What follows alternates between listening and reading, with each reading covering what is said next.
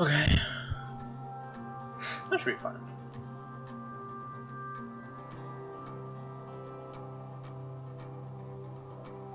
I move the screen, I can change around. Oh, I'm like centered now. Very nice.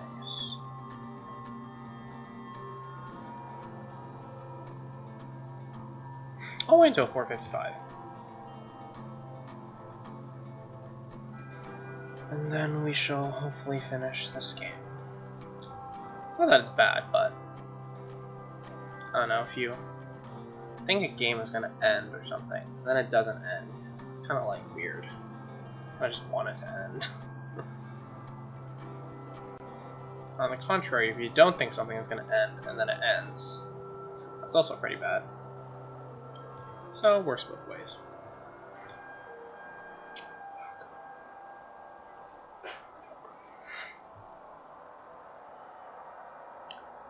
Yeah.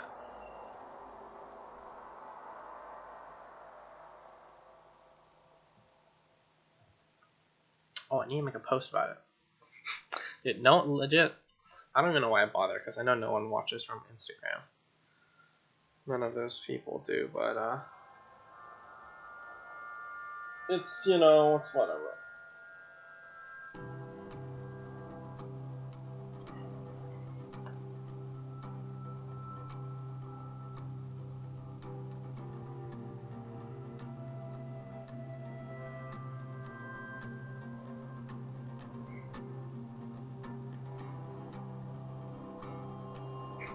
So shameless.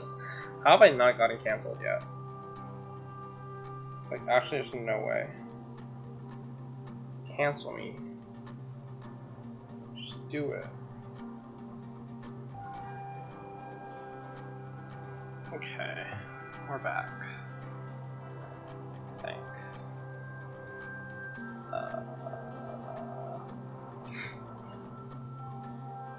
Okay, yeah, let's go.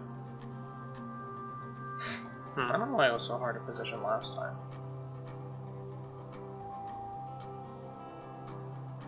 How is it? 452. Okay. I don't even know what this. Oh, skip scene messages, skip all messages, skip. What does that even mean? I don't even know. I think that's if I do control. Auto forward time. What does that mean? Wait for voice.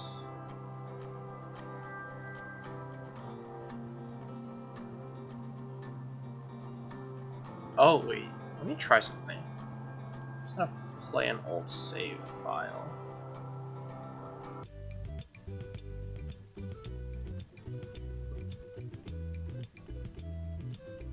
Just gonna test out these options. So, where do we start looking today, Captain?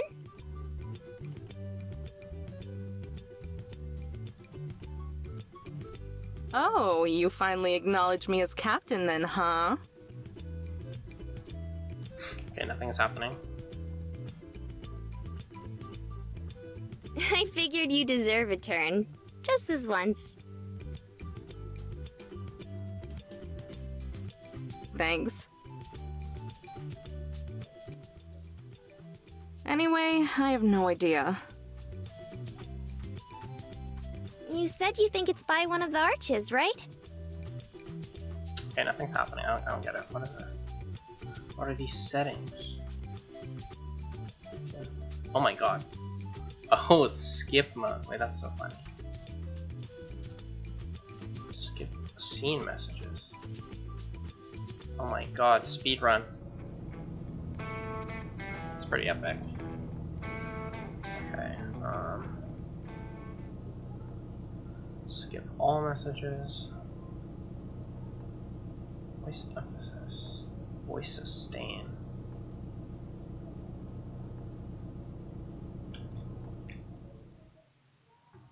Right, but something out of the way. So, Right, but something out of the way. Right, but something out of the way. I don't see the it'd have difference. to be something memorable. Or else he'd come back and have... And anything memorable is probably... It'd have to be something memorable. Or else he'd come back and have no idea where to go. Okay, I don't see the difference, so like... Oh, you can change the volume of individual characters? That's kind of interesting. You just can't even hear her. Oh, I didn't know that. Skip messages, rendered, positions, high contrast. Oh my god. Oh, if I put high contrast, it puts in that like border around everything. Guess that makes sense. Text box contrast. Oh my god. I don't see the difference of that. Put it at 0. Is it just a color? Oh. What was that at? Like 40?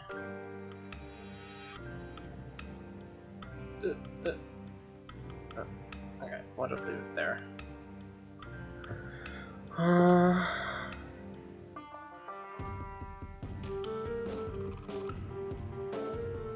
Exactly, yeah.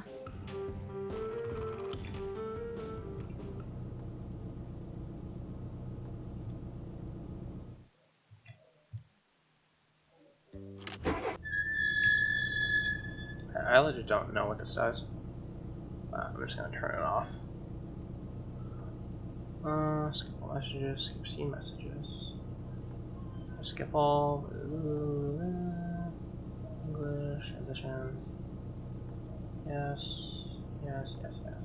Okay, let's just quit. Get out. Oh wait.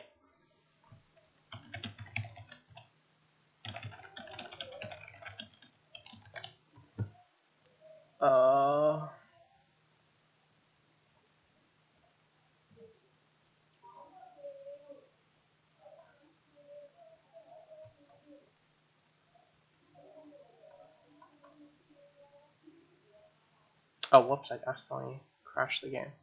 Or no, I quit the game. My bad.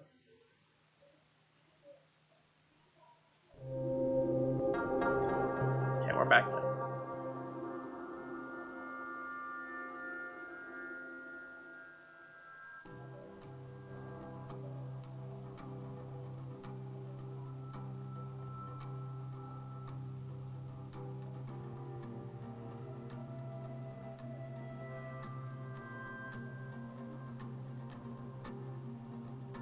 I don't know why I don't get Discord notifications from freaking here.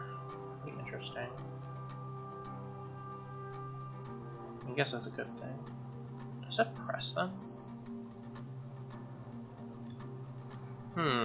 What's the notification settings? It's not muted or anything. But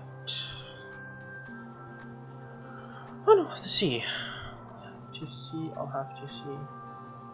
Target now, 40, 58. Let's add a channel bio or something. Am a sad, desperate former high schooler who now streams games because I've nothing better to do. Hi.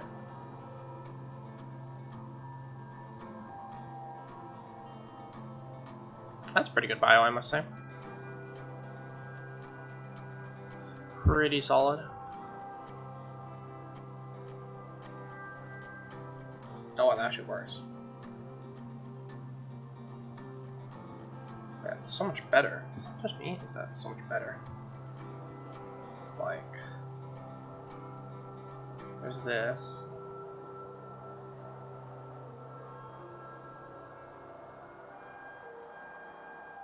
Wait.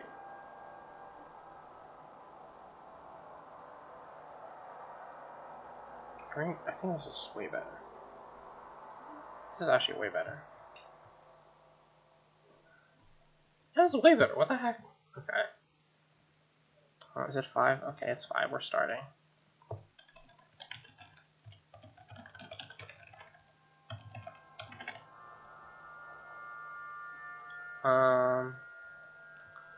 assume this is the save file. Where did I leave off?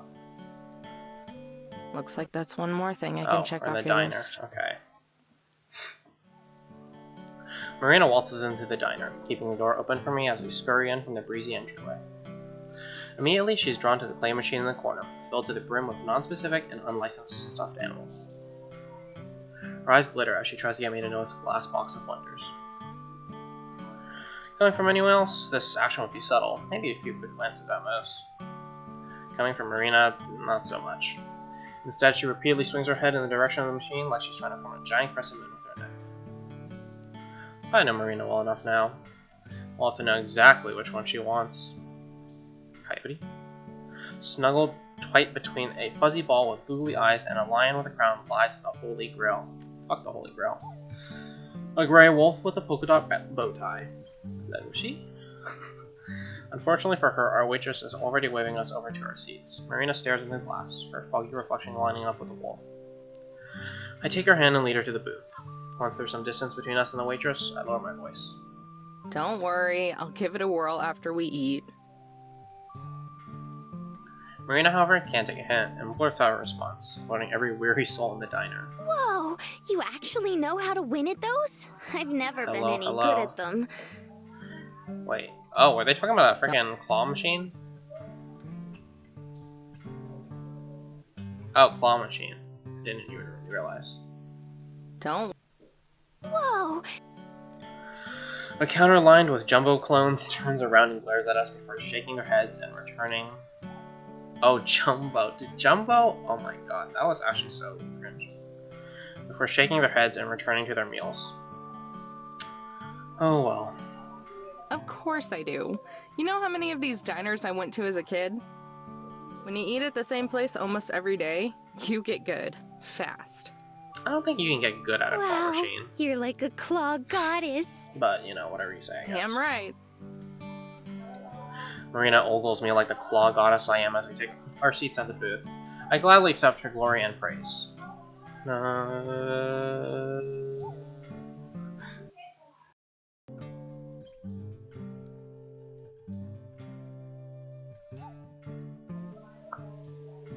Whatever. The waitress flops the menus on our table and silently waits for us to order our drinks. Just coffee for me. Actually, let me do something. Okay.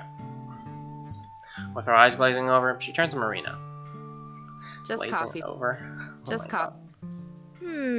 What kind of shakes do you have? Shakes are so expensive now. The waitress reaches her wrinkly hands across the table and tosses the dessert menu in front of Marina. She flips through the menus and strains her eyes shut, focusing on what very well may be the most important decision of her life. Amber, you got coffee, right? Right. Coffee shake? Then that's what I'll get. Whoa. Overflowing with certainty, she stares at the waitress and gives her a direct, confident command. I'll have the coffee shake. I knew it. Extra whipped cream. That's kind of a yikes. The waitress doesn't even bother to write this down, instead dragging her body back to her tomb in the kitchen. You know that shake isn't gonna taste the same as my coffee, right? It's just gonna be a ton of ice cream and cheap coffee flavoring. What do they put in a coffee shake? Like instant coffee? Yeah, Anyways, but I at least gotta try it, for your sake.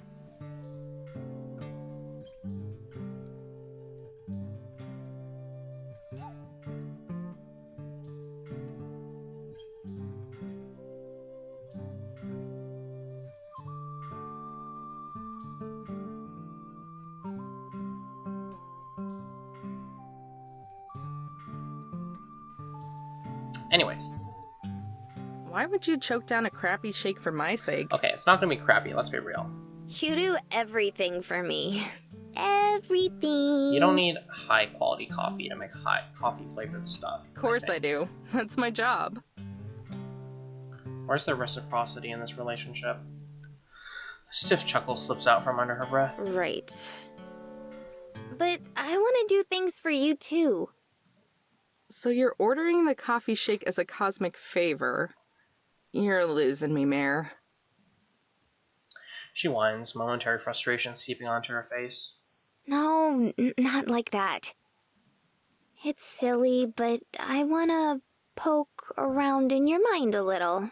That way I can do favors and help. Character development? So I guess it's not just for your sake, but for both of our sakes.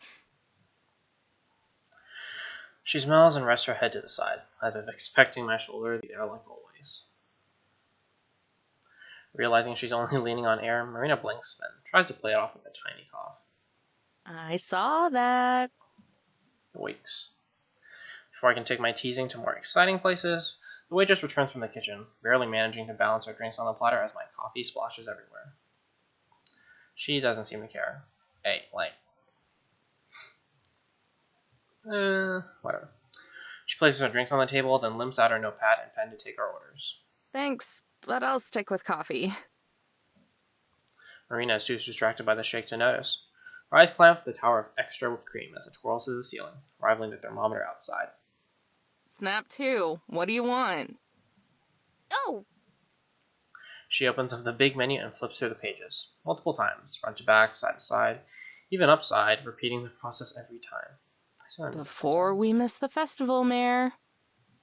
I know, but there's just so much to choose from. I have to be picky. You didn't have a problem vacuuming up everything at the buffet. She ate one round of food. Marina drops the menu. If it were a few pounds heavier, I'm pretty sure she would have dropped on my feet. Handing the menus to the waitress, she leans over the table, inches away from my face. She places her order. Her pupils burn with intensity. I'll have the pancake sandwich. That is a dance game. Dead serious. The waitress wobbles away, somehow not collapsing on her way back to the kitchen. Why are you being so rude? Like, come on. Like, old people, no benefits, no nothing, having to work a dead weight job at some random ass place in the middle of nowhere. America dream. I try not to burst out laughing at Marina, but it doesn't work. The cracks are showing. Stilted snorts and spurts of snickering keep leaking out. Marina's cheeks puff out, getting brighter as I bubble over. Why do you have to tease me about everything, Amber? Deadly serious. I break. My laugh echoes across the diner. Again, we're met with glares, but I don't even care. Fine. Maybe I won't share the treasure with you after all. How quiet is a diner? Like, don't people talk a lot in a diner? Hey, dude, this rock is literally just like the background of Shiprock, and they just stuck it onto the thing. Whatever. I wave off her empty threat and settle down. I'm sorry. This is quality reuse of art. It's just that. Done laughing, I rest my chin on the table and start fumbling with the salt and pepper shakers. That's what Gramps used to order. All the time. What is a pancake sandwich? Oh, I don't really like pancakes. Marina has already reverted back to her usual self, watching me pass the salt and pepper back and forth, like she wants to join in too. It's so weird. Just 2 huge pancakes with eggs, bacon, and ham smashed in the middle. Things drenched in syrup. Sounds dreadful, but only because of the pancakes. That sounds super tasty, though. I chuckle and slide her the pepper. I'm sure you'll love it. Now it's just a salt shaker sliding between my hands. He never eats the eggs. Always just passes them on to me. That's a weird champ. They're so gross. Just scrambled and cold and sticky. Why are they cold? I always tell him no, but the dork just laughs and says he's gonna keep egging me on. Every single time. Marina laughs at the stupid joke. I laugh too. We would just end up bringing it home in a box. And when it went bad, he would just take it out of the fridge and say, "That's all, yokes!" Like it was the most clever freaking thing.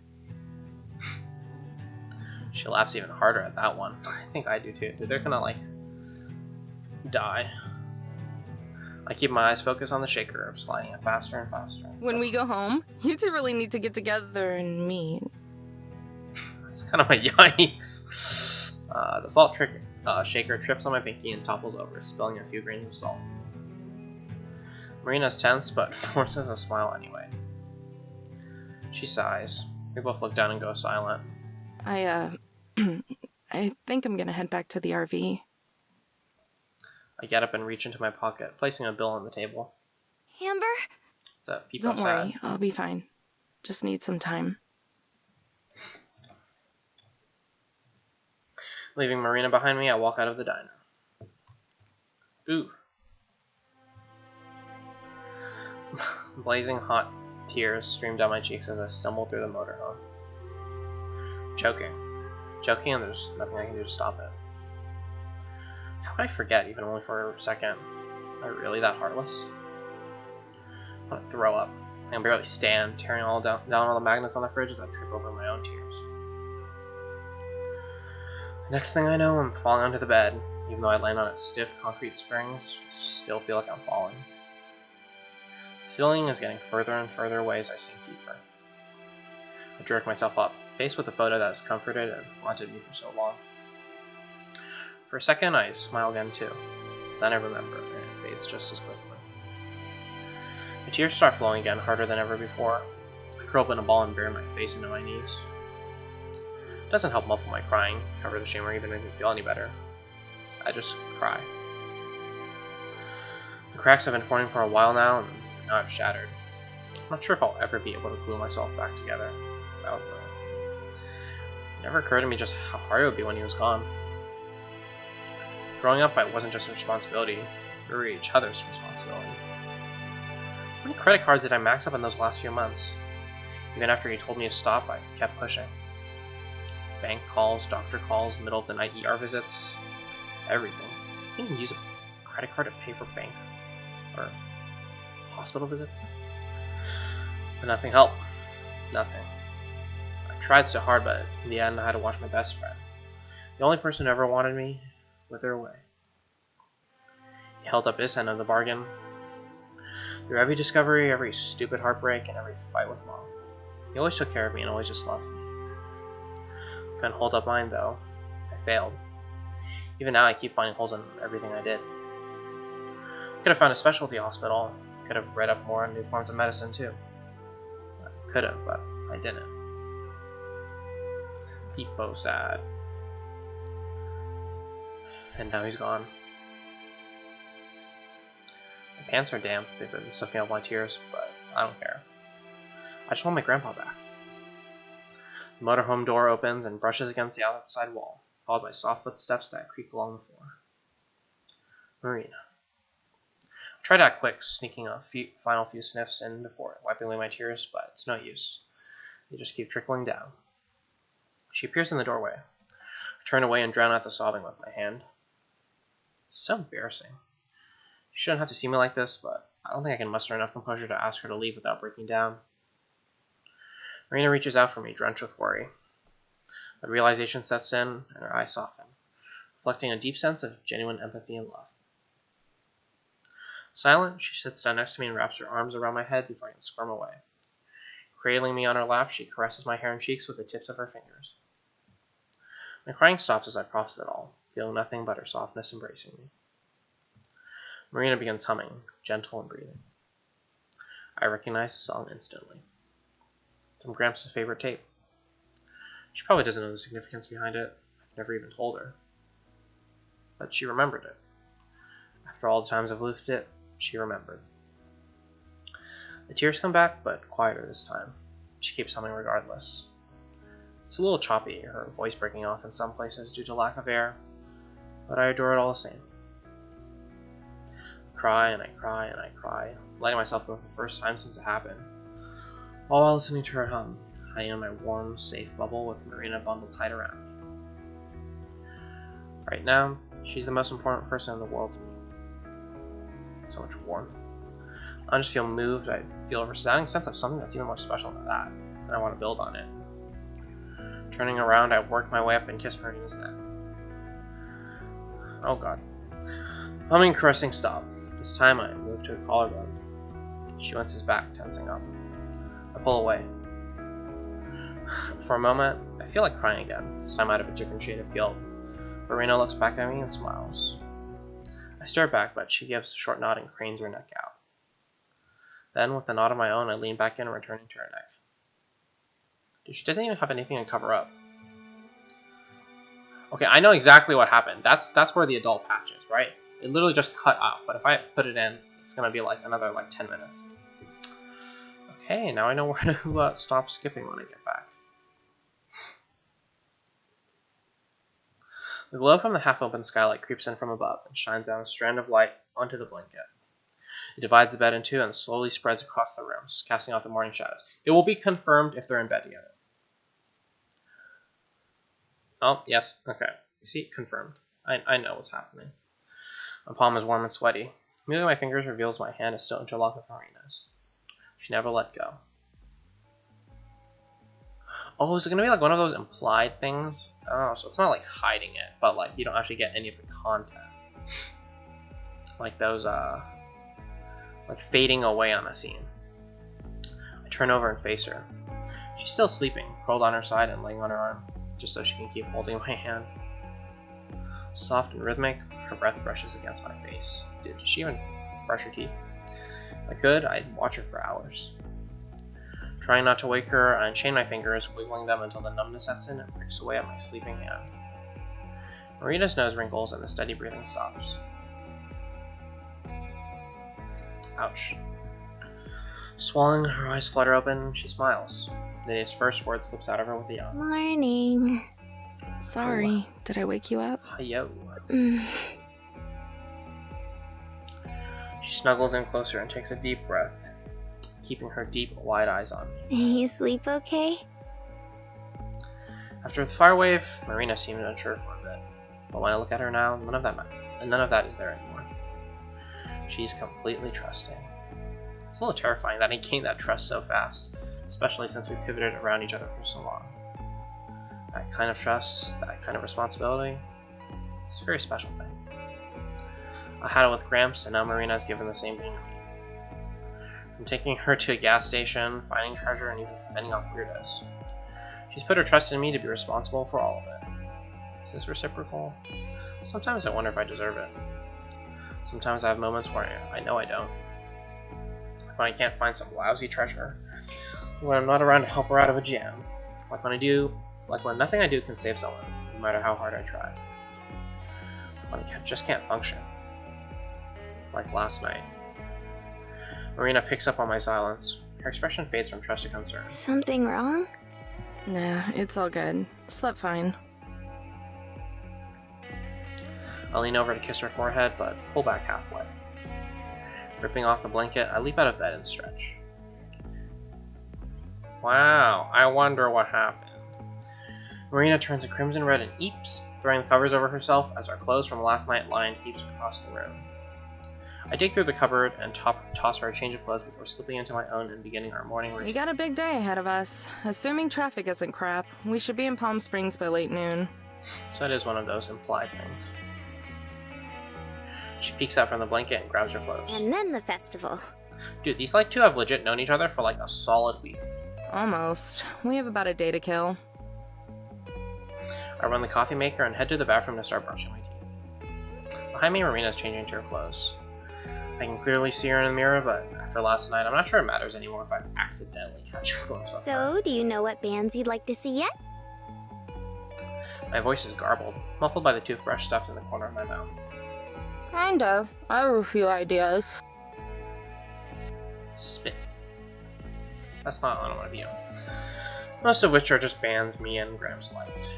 We should look at the lineup later. See if there aren't a few bands you might want to check out. Finished changing, she scoots in behind me, directing her eyes to the mirror as she rests her head on my shoulder. It's fine. I'll watch whoever you want to watch, Amber. Interesting decision. I watch the mirror as my face goes blank. Marina nuzzles against my cheek, bringing with her an aching burden that presses down on my entire being. Why does she believe in me so much? Even when I'm such a wreck. Dude, she's more of a wreck than you are. The coffee maker beeps, saving me from being crushed by my own thoughts. I rip myself away from her. Anyway, get ready. We're gonna hit the road as soon as you're done. She needs to trust herself. I rush to the sink. Steam rises out of the cup as my shaky hand pours the coffee, splattering most of it on the counter. Steadying myself doesn't work. My body won't listen. The burning coffee splashes on my skin as I wrench it to my mouth. Scalds my tongue and blisters down my throat. Pain sizzles all the way to my stomach. I gasp out a short scream, but quickly muffle it with my hand.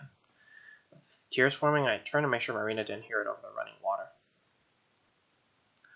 Once I'm sure, I wiped my eyes. After several sharp breaths, I poured myself another cup. I drag myself to the driver's seat and slam my cup in the holder, then plant my head on the steering wheel. It honks. The handles from the bathroom squeak, and the sound of water is reduced to a drip. Gotta move on, man. A few moments later, Marina trots down the motorhome and hops into her seat. I jerk up my head. All set? Yep. But are you sure nothing's wrong? Forcing a smile, I turn the key and put the RV in a drive. Don't worry, everything's fine. Just a little tired.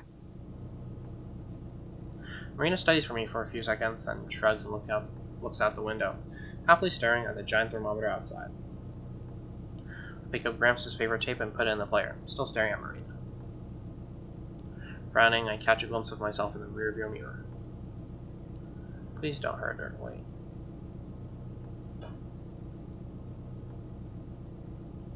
Guess that's just talking to herself. Please don't hurt her. Please. Oh. Ooh, and it. Wait, what? Oh, and it says here that there are giant dinosaur statues just up ahead. Oh, that's great. Everything she's been saying for the past few hours is zooming right past me.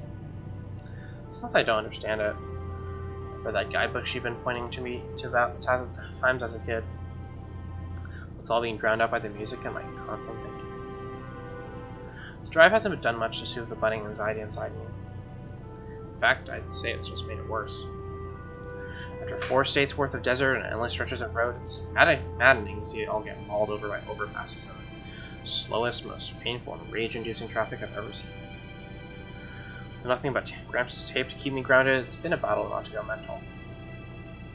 Mine keeps wandering back to Marina. How we're together. What exactly that means. Our trust, our responsibility. The more I think about it, the more I... Oh, wow! Amber, look at how white the sand is. It's just like snow. Her observations haven't been helping either. Whenever I'm about to make a breakthrough or convince myself I'm just thinking too hard, she pipes in and suddenly I feel like I'm right back to where I started all about. At least I can take solace in the scenery going back to something more familiar as we get closer to Palm Springs.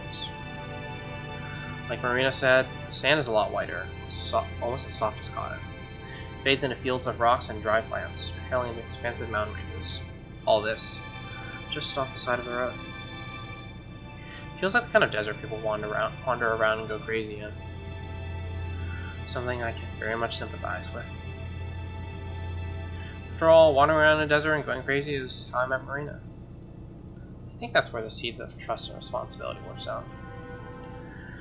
At least I like to think that's why she trusts me, because I helped her. Next few weeks? Was it really few weeks? And through the next few weeks that trust was built upon, cultivating something maybe even greater than that. Marina became important to me, someone I had to protect. Whoa, look at all the windmills. My problem with this relationship is that she's kind of patronizing and it doesn't seem that reciprocal. I mean, I guess they both offer different things. But like, she's literally just being herself. I mean, maybe that's just what she needs, but... I clenched down on the steering wheel. By doing what we did last night, did I betray that sense of greater than trust? Oh my god. This is like the post-sex depression. She saw me crying. She comforted me. Made a move and... oh god. So you think it was like pity sex? I mean... I guess it's not the best way to lose your virginity. The realization is like a punch in the gut. I want to swerve off to the side of the road and throw my guts out. I used her. I used Marina. You know, I think she's using you too, if we want to put it that way. Amber, look! She tugs on my sleeve and points out the window. As far as I can see into the hazy distance, an army of windmills line the sand and stretch all the way to the hilltops. The wings spin down in unison, cycling with a steady wind. It's enough to snap me out of it, at least for a few seconds. But once the initial novelty wears off, I'm right back to where I've been for hours. I don't know. The interesting about words like using someone and like taking advantage is that like if you think about it literally, it's like of course you use each other, you know what I mean? Like or take advantage of opportunities. But it's always with like the context that you're like doing it without consent or doing it only for yourself. I mean, not everything you're gonna do is gonna be so many for someone else. Like, it's not like you live your entire life just to help someone else out. I don't know. I guess that's thinking about it too logically. Marina sounds completely blown away, enchanted even. It's cute, but I need to think this through. Really think this through. Hey, do you think we could actually be quiet for a little while? And then I feel like if you ask her, she's gonna say anyways that like she did it because she wanted to. You know, that she wants to see you happy, blah blah blah. And then like you can say that it's your own problem, but you know, you gotta be in it together. Oh, sure. That's fine. It's like hard to say. Thanks. Like sometimes you're gonna be a burden. I guess it's worse because it is sex, but I mean, it's not like you raped her, so. She goes back to looking out the window, swaying to the music. And let's be honest, if she really didn't want to do it, like she wouldn't have done it then, right? I mean, it depends on what type of person she is, I guess. So pure, innocent. I took advantage of that. Is that all I've been doing this entire time? Using her to make myself feel better? I mean, that might be the case if you haven't saved her ass like 10 different times. I don't even want to consider it, but it adds up. Was lonely, didn't have anyone else. Saw a cute girl, picked her up, and constantly used her to curb all that, all while telling myself that I was just helping and protecting her. I mean, have you not been? And I convinced myself more, hoping to forget about the most important person in the world to me. I mean, you kind of have to move on, though. The tape clicks to stop, jolting me back to reality. I ejected it and flipped it around, fumbling with the tape as I shove it back into the player and press play. It starts off the same as always. Same static, same first note, everything. But soon the audio starts to slip like someone is sliding on the tape. The music dribbles into something distorted and ugly, speeding up, slowing down, and going backwards all at once.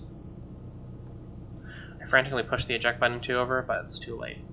The deck spits out the tape, a string of tattered ribbon tangled around it. Marina is too captivated by something outside to notice what happened, but I feel all of it. She put it in wrong. Oh god. Tears start to swell up deep inside me, but it just morphs into fury. Check it out! That mountain still has snow!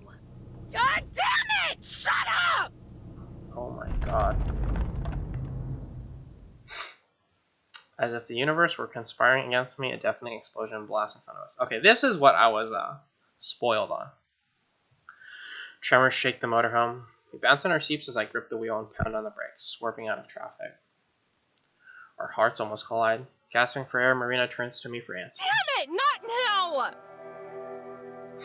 I tear off my seatbelt and rush outside. Smoke rises from the engine, tearing into my lungs as I open the hood. Ah, shit! Marina runs to my side, waving away the smoke.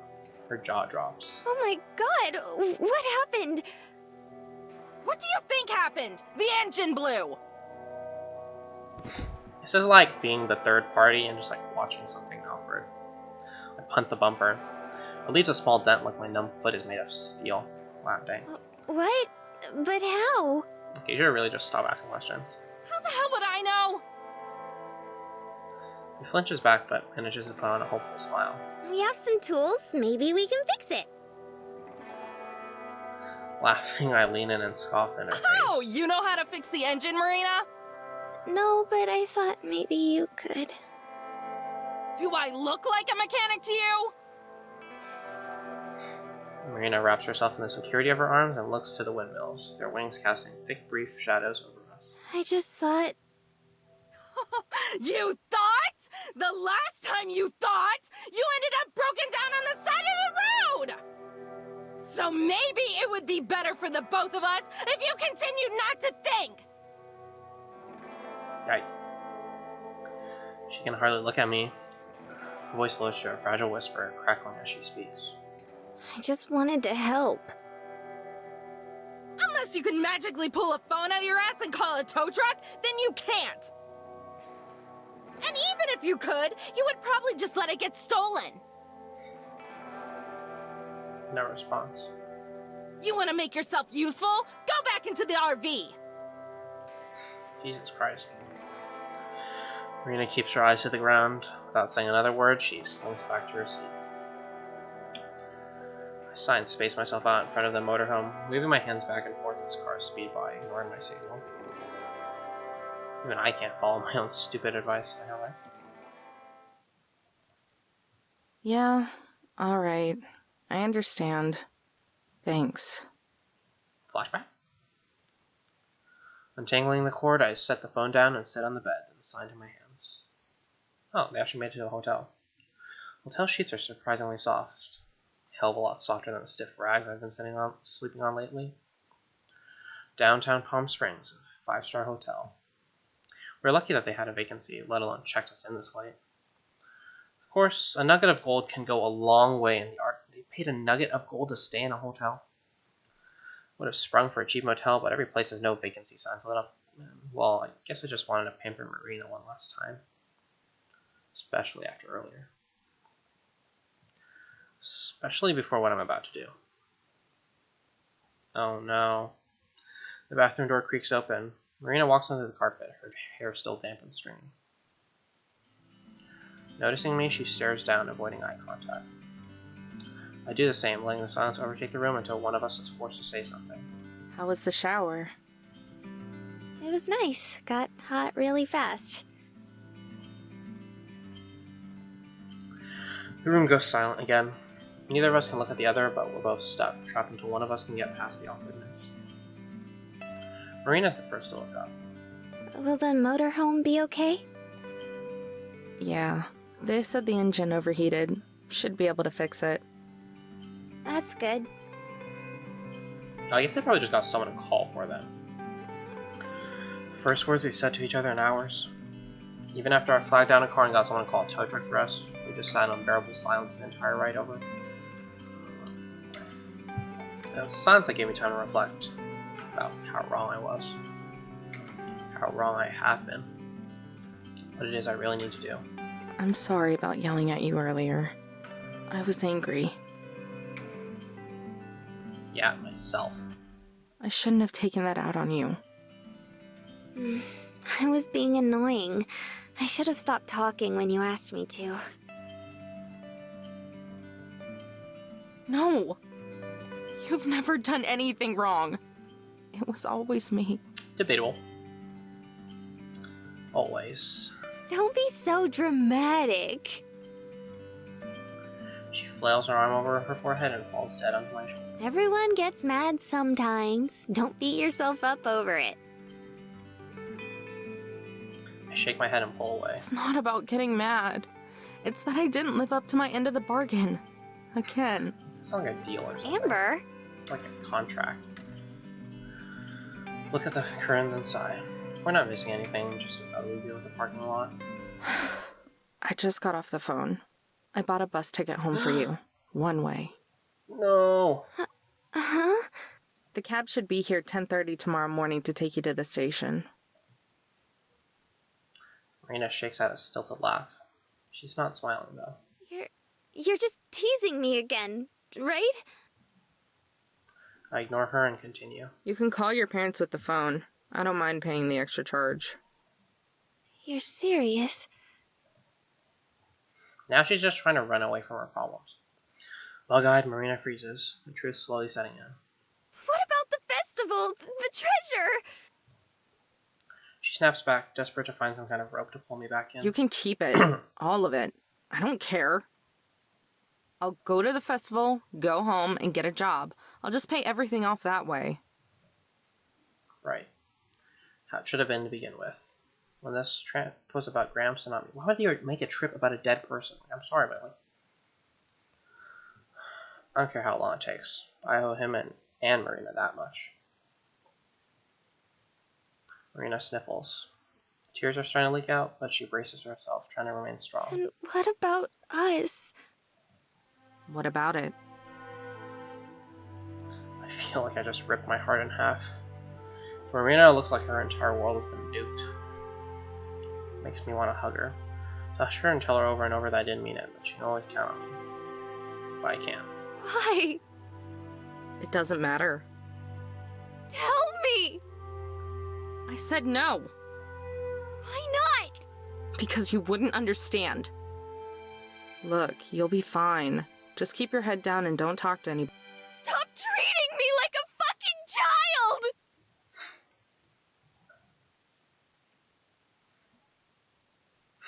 Angry tears streak down her face. Through heavy breathing, she recoils, shocked by her own words. I didn't mean...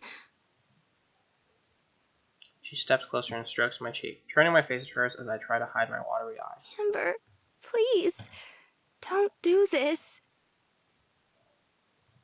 I love you.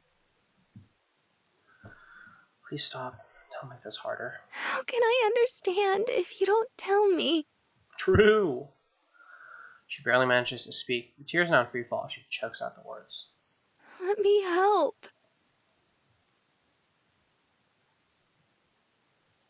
Okay, I see where we're going now. I see where we're going. I squeeze my hand into a fist, tripping as I back away to the door. I'm sorry. Amber. Her knees buckle and she crumples to the ground, falling as she squeaks out another plea. Stop. Yamada? I'm sorry. I throw open the door and sprint down the hallway, leaving Marina sobbing as I wipe away tears of my own. I'm sorry. This took a very dramatic turn. The crowd moves on. I don't bother raising my head, allowing myself to be dragged along wherever they're going. My hand is tucked deep within my pocket, playing around with a cassette and a string of tattered ribbon. The hotel is far in the distance now, lit up against the darkening sky. Marina's probably still up there crying. I let go of the tape and force myself to keep walking through the clammy misters attached to shops and bars. It's not my business. It's what's best for her. But it hurts. Everything hurts. I keep expecting Marina to come skip after me and lean on my shoulder so we can explore the town. And better yet, chew me out, punch me until I can justify what I've done. But I know that's not gonna happen. She's too sweet for that. She's Marina. I don't want anything to ever change that. Me especially. Can't be trusted with something that precious and not screw it up. Not again. A shrieking laugh shatters my trance. Looking around, I find a small building swished between a thrift store and a pawn shop. I pull up to the side and peek in, wanting nothing more than to forget about everything. It's smaller than the RV, the entire middle dedicated to 4 mismatched bars set up in a square, surrounded by cheesy island decor and streamers hanging from the ceiling. Under it all, a legion of girls. It's like a lesbian bar. Tall girls, girly girls, redheads, blondes, and brunettes, all crammed inside and chatting each other up in a festival of free-flowing drinks. Oh. Get to see myself flush in real time thanks to the window. The rest of the bar probably does too. I'm an idiot. I don't leave though. Sitting at the bar beneath the red and pink party lights is a slim girl with shaggy rainbow dyed hair. She swags on her stool as she laughs with a bartender, the shape of her ass outlined in her tight jeans. Can't buy her a drink. Then again, it's the place for it. Maybe I. Or are you curious though? Catching a glimpse of me, she turns to the window and gives me a big bright smile. Images of Marina flashed in my head. Like, right? Images from last night at first. Her holding me kissing her neck. What are you about to do? Stop! Then the Valley of Fire, finding all the pieces of the treasure, helping her on the side of the road. But the images that stick out the most are the quiet times. Me driving on the highway while Marina sways back and forth to my music. I back away then, take off as fast as I can. Am I that disgusting? Was that all Marina was to me? I slap myself. When it barely stings, I do it again, smacking myself so hard that tears beat in my eyes. Blinking them back, I swallow and keep running. Okay, this is where you just have to, it's human flaw. Like, you can't deny that you thought bad things, but like, you know, if you did, then you did. You have to improve. One by one, the shops vanish behind me. The sidewalk thins, then disappears. Eventually, it's too dark to even see the ground, and I'm running under unfiltered starlight. When I finally stop, my shoes are heavy with sand. I wilt over and suck in huge, gasping breaths. Forcing myself to look over my shoulder, I realize I'm surrounded by sand dunes and rocky hill ranges. I've left the city far behind me. My footprints prove that. The saguaro cacti are scattered at random, like sorrowful people brooding under the moonlight, their prickly limbs reaching for the sky. I settle my breathing and listen to the sounds of the desert. Gusts of wind stirring the dry air, crackly yelp of a coyote, whimsical horns and hypnotic guitar strums of faint ska music. Wait. I really am disgusted. Squinting at the horizon, I catch a glimpse of an unmoving light. It's not Jumbo, is it? It's faint alone, but it's definitely there. Pressured by some kind of masochism harbored deep within me, I follow the light. The closer I get, it's not Jumbo, is it?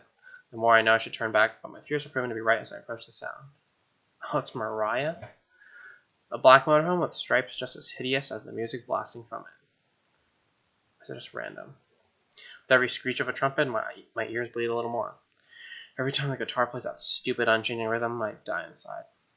The worst part of it is something I've never even been subjected to before. Singing. If you can call it that.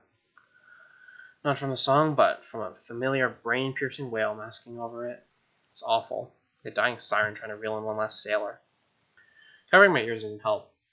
I can only wince in agony as it reaches a high note. Probably killing any wildlife in the general area. Someone needs to stop this.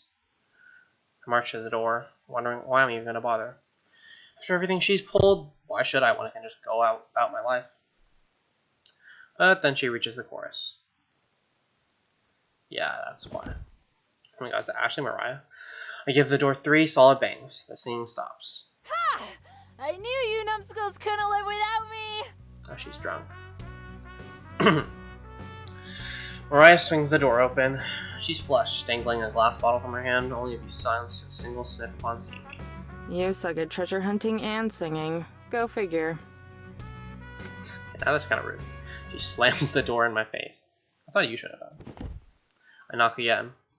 It's delayed, but she reopens the door, her head cautiously peeking halfway out. You've taken everything from me.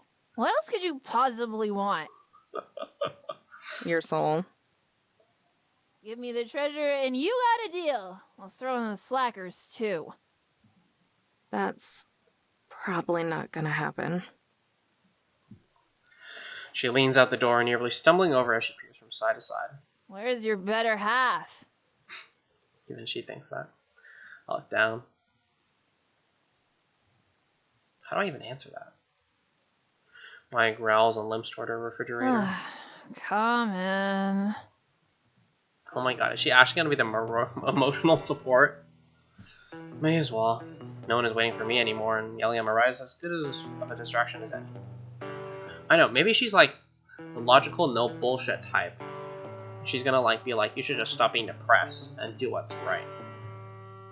I climb in. My nose is instantly assaulted with the smell of rancid beer. And whiskey. And vodka. There might even be traces of a skunk. I decide to breathe through my mouth. The couch and the cot are both empty. No lackeys to feed into Mariah's illusions in sight. Where are the other two? Head in the depths of her fridge, Mariah only snorts. Tess wanted to see some stupid walk of fame, so Joe took her. Palm Springs has a walk of fame? Like really depressed. According to the squirt. She leans back out of the fridge. How old are you? 19. Why? Close enough. Drink. Oh my god. With a loose throat that I actually had to die for, she tosses me a bottle. Print is in Spanish, carved into the thick glass just above a label. I try pronouncing it, but it comes out sounding depressingly American. You should be worshipping me. That's the good stuff. What is that, tequila? I'm ecstatic. I think she's too far gone to notice the flatness in my voice. Even if she did, I doubt she'd care with something resemble happiness on her face, as she cradles half a dozen or so bottles to the couch. She's You're gonna gonna die. drink all that? Haven't you had enough? She's like actually going to die. Go die. You stole my equipment and my treasure.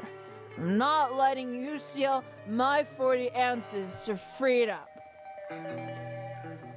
Maybe only dialogue I like out of her in the full game.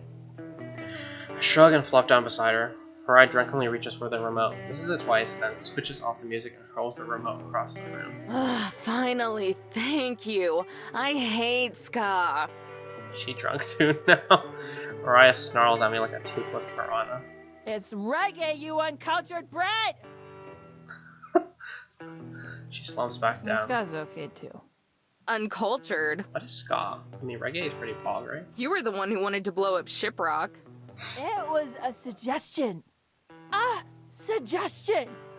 I don't have nearly enough TNT for that. The fact you even have it is what bothers me.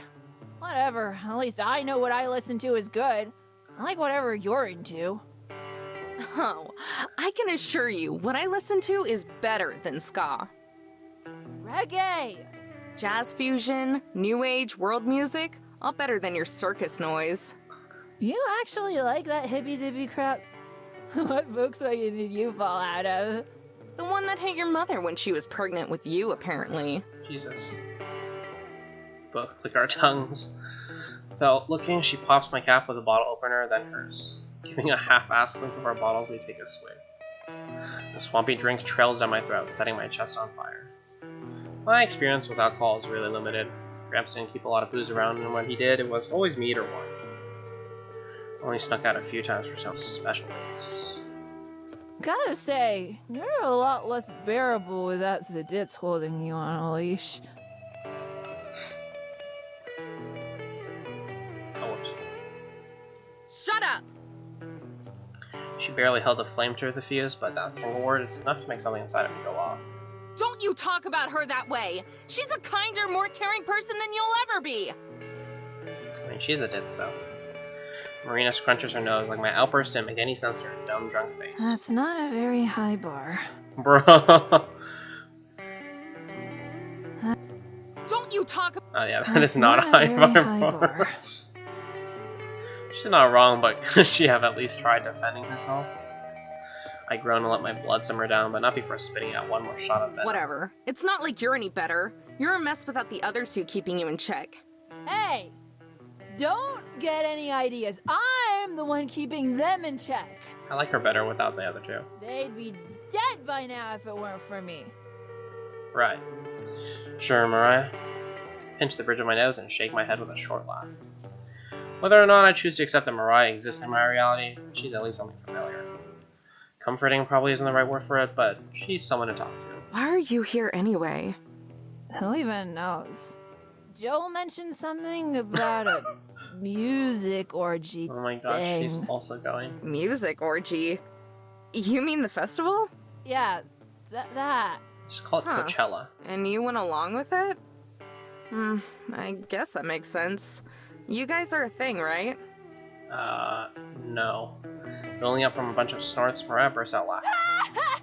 Me and that slacker wouldn't be a thing if the planets collided, wiped out everything, formed a mega planet, and we had to repopulate. Why do I get the feeling this exact scenario has been played out in her journal multiple times? Besides, there's more important things to focus on. Or at least, Was. She looks at the drawer again and glares at there me. were. I hide the temptation to laugh in her face and take another gulp. So nothing, huh? You grow up with someone and don't feel the tiniest thing for them? She takes another swig, but this time just gives the wall a dry, blank stare. If he's still single in 10 years, maybe I'll marry him out of pity. I bet she'd marry the treasure in a heartbeat, though. Probably do more than just marry it. What about you and the Dips? Aren't you two going to the music orgy together? Her eyes narrow. I'll kill you if that's what you're using my treasure for, by the way. I don't answer. I look at my now near empty bottle instead. What? You two have a fight? Ouch. Something like that. Why is he so sharp? I bet it was because of the gold. No honor among thieves, I'll tell ya. No, nothing like that. It's hard to explain. Well, I don't really care, but go ahead and moan if you want. It's not any different than what you usually do. Kind of true. Look at Mariah. She doesn't seem particularly interested in Dynamite beers than anything. She's a maniac. That has always been and still is abundantly clear. She probably would tear apart the entire Southwest if left unattended. Hell, maybe even the entire nation. She's no Joe. No way she could hold up an actual conversation. No way she could accidentally offer some good advice. No way she feels any sympathy. Now that's a flag. Still, I feel like I can vent to her. Not trust her. Not after all of RV chasing games of blackjack. But vent. She doesn't care, but maybe that's what makes it so appealing. Exactly. I stay silent and stare at the ceiling, mulling over everything that's happened. Searching for the right words I couldn't even give Marina. I said that I don't care. Not that I'm willing to wait all night so you can steal my time, too. Just give me a minute. I'm not really used to this. Taking a deep breath, I look past Mariah, unwilling to let her see my shame. Dude, everything I said is going to come true in the next 5 minutes. The single shred of pride I have left snaps, and I let all the weakness come. I met Marina a little after my grandpa died. Starting from the beginning. My chest tightens. He was my best friend. My parents didn't want me, but he did. He raised me in that motorhome. He didn't have to, but he took care of me anyway.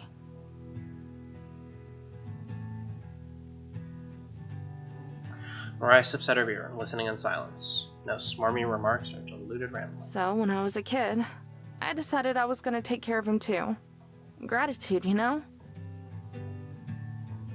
Gratitude for a lot of things. His love, his acceptance, the music. I stifle a laugh. God, the music. The goof could spout random trivia about the weirdest music. Bands you've never even heard of. Jeopardy? But I loved it. And I loved him. It sounds dumb. A little girl feeling responsible for some full-grown geezer. I didn't care, though. I wanted to prove how much he meant to me. And that's how it worked for the longest time. But then he got sick. I funnel down the beer and reach for another one. Marina shoves her hand in front of me and pops off the cap. Right as the next cycle of heartbreak starts closing in. I whisk back the bottle and force it down. Soapy foam rushes to the top and spills over as I pull it back. Mariah only shrugs. That festival, he was the one who bought those tickets. It was gonna be our trip. That didn't happen. I failed at my job, but I could at least take the trip for him and try to make up for it. Then I met Marina. See. Smile slips onto my face. Despite everything, even just saying her name makes me feel cheerful. She was really cute and needed a ride, not to mention oblivious. Maybe it was just instinct, but I wasn't gonna let someone so innocent fend for themselves in the desert. I didn't plan on sticking around for long, but when we found the first part of the treasure, I don't know. I told myself I was gonna stick with her because I had to pay off Gramps' hospital bills and funeral. I didn't plan on but the truth is, I stuck with her because it felt like it was a second chance. I could do some good. Help and protect someone who really needed it. And the closer I got with Marina, the more I felt like she was my responsibility. But that's not how it works. But even more than that, when I was with her... Patronizing. My voice cracks, trembling under the weight of my words. I was happy. It was like Gramps was never even gone. Then I remembered he was, and I completely shut down. Marina tried comforting me, but I just took advantage of her. I mean, there's nothing wrong with her wanting to help you. When I woke up, I realized that's what I'd been doing this entire time. I was never protecting her. I was just using her to cope with Gramps. I mean, you only really know that based on what will happen in the future. So I bought her a ticket home. She yelled and cried, but I did it anyway. I didn't just fail Gramps. I made this trip about me, and I hurt Marina. You didn't hurt her until after you lashed out. I don't deserve to be happy. And I don't deserve her. Soaking in the silence, I blink away an annoying watery speck in my eye and fight back a few sniffles. You done? Dude, give me that nice Mariah ideology. Where is it? Mariah polishes off the rest of her drink and slams it down, rattling the other empty bottles on the table. Let's get the drunk advice. Smacking her neck, she stretches her neck. Each bone cracks one after the other, sounding off in a delayed trail. Then she turns to me and speaks. You're a dumbass. I pause. Excuse me? You heard me! Let's go. Mariah launches herself at me. I wince as her breath streaks out. The smell was bad before, but now it's like she's rinsed her mouth with whiskey. God, you piss me off! A growl emerges from deep within her throat. She looks me over. Then, as if acting on simple instinctive desire, she delivers a stiff smack to the back of my head. For a split second, everything is a fuzzy white. The infuriating image of a snarling Mariah grieves me as my vision fades back, partnered with an even more infuriating throb. Ow! What the hell? Why are you hitting me? I just spilled my guts to your jerk ass! Shut up! I'm talking now! Mariah stumbles off the couch, gripping the table for support. Her face hasn't been darkened by several shades of red since I got in here. Listen here, thief! Dead is dead is dead. Your dear old granddad ain't crying up in heaven because you decided to do some bride in the back of his RV. Oh shit. That's what happened. Her words burn right to their fiery core. I can't believe I ever thought I could calm Mariah. Dude, listen to her. Just Where listen. did you even get off saying? I said shut up! Get over your snooze fest of a sob story. You got the girl and you got my treasure. But no! You can't be happy because of some stupid phony sense of obligation! And that's another thing! Her voice gets louder as her words get sloppier, slipping and sliding over each other. I can get a word in even if I tried. All I can do is listen stone-faced as the lashings keep on coming. Who the hell do you think you are? What gives you the right to be some self-righteous guardian? That's what I'm saying. You don't look after people because you have to prove yourself. You do it because... You care. She stops and scratches her head. I lean in, my breath frozen by anticipation, as she tries to decode her own logic. Because you just do. Oh okay. my god. I swear, that annoying complex of yours is gonna smother you and everyone else. I mean, it's like intent. Mariah grabs another bottle and swings it straight down on the sharp corner of the table. The cap somersaults through the air. By the time it lands, she's already chugged most of it. That's pretty impressive. But I used her. That's right. Obligations, second chances, complexes. None of that means anything because it's all said and done. I used Marina to make myself happy. You call that using? Give me a break. I use those slackers all the time. That's using. It's more using when you don't do anything in return. And you know what? Who cares? That did use you to find the treasure, didn't she? Exactly. Hell, if anything, you probably don't use her enough.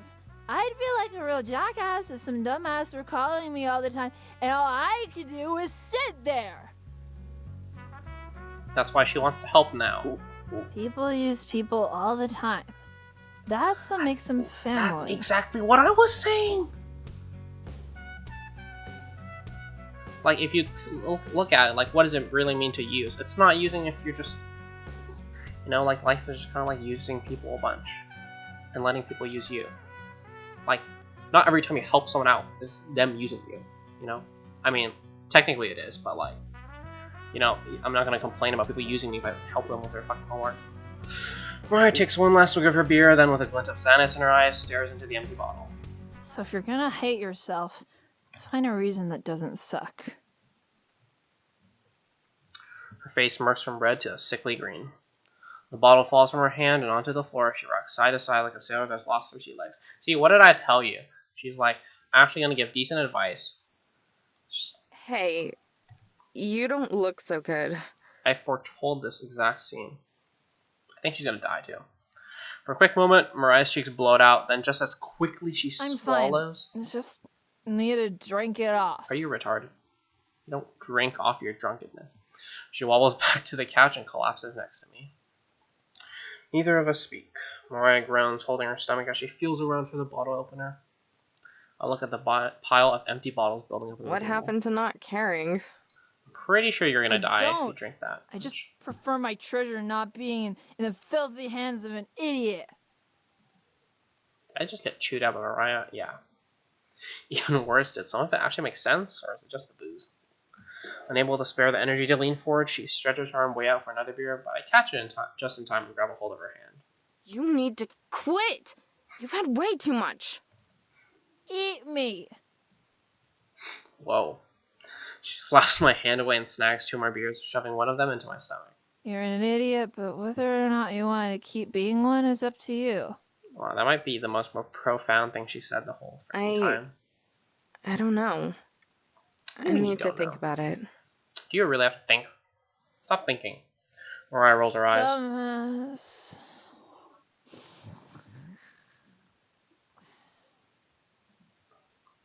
Did she just pass out? That'd be probably a good thing. Nothing she says burns anymore. That only stings with the acidity of truth.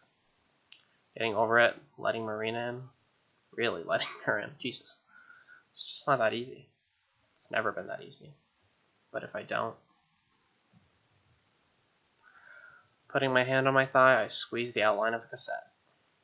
Mariah rises out her beer and grunts. Sighing, I raise up mine and we clank them together. She's actually gonna die. Jerk-ass. Okay, it's redemption arc time. Let's see it. Massaging the drunk away, I nurse my head as it pounds in rhythm with my heartbeat. The table has become a stockpile of empty promises and broken dreams, foundation beneath even emptier bottles. Mariah's still at my side, slumped over and passed out. She might be a super heavyweight, but I decide to stick around and keep an eye on her. Soon Joe and Tess will be back and they can take care of the rest. I watch the slight movements of her chest as she breathes in and out. Seeing her so quiet is eerie. It's hard to believe there's still a person underneath all that yelling and obsessiveness.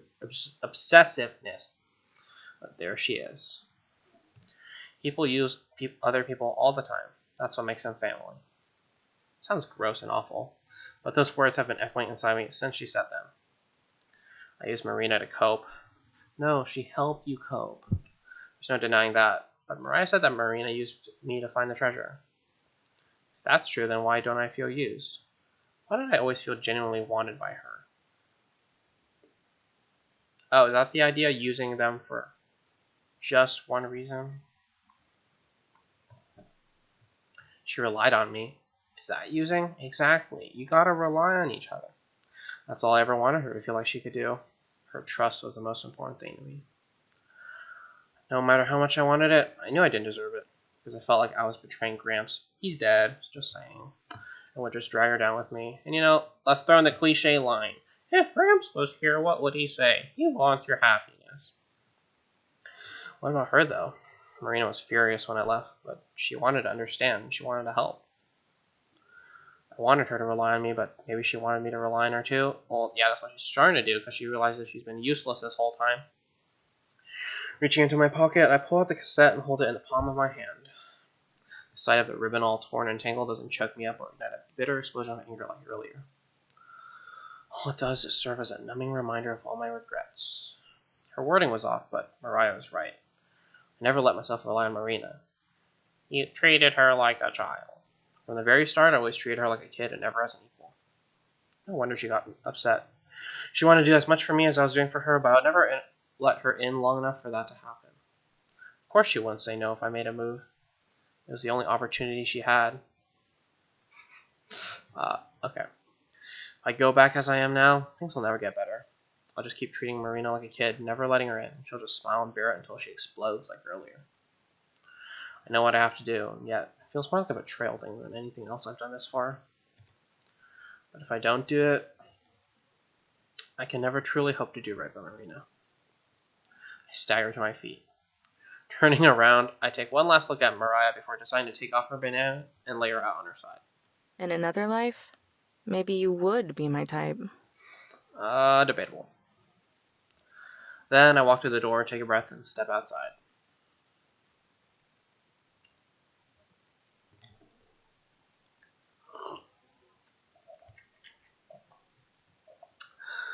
The night sky is deep and clear, embedded with a rich blue drape behind the glow of the constellations. Its light is all that guides me as I sludge my way through the thickness of the sand, wandering from Mariah's RV with a destination of nowhere. What is she doing?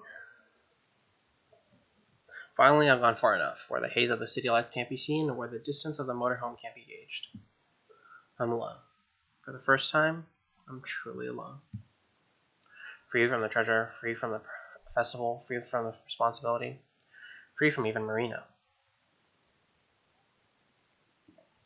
Sitting down, I sink into the sand and look at the stars. Remember that time in Wyoming? When we camped out on the Great Plains? Wyoming's in the Great Plains. The whole sleeping under the stars thing seemed like the coolest idea ever to little me. You were so excited to teach me about the constellations. Didn't matter that you sucked at astronomy, you just kept mislabeling them.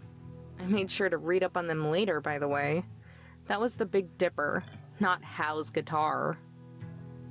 But that's okay. I still got a kick out of it. Besides, that's not the type of thing I expected to learn from you anyway. What I really remember from that trip was the s'mores. Pretty sure you only liked them burned because you were so old. Really stuck with me, though.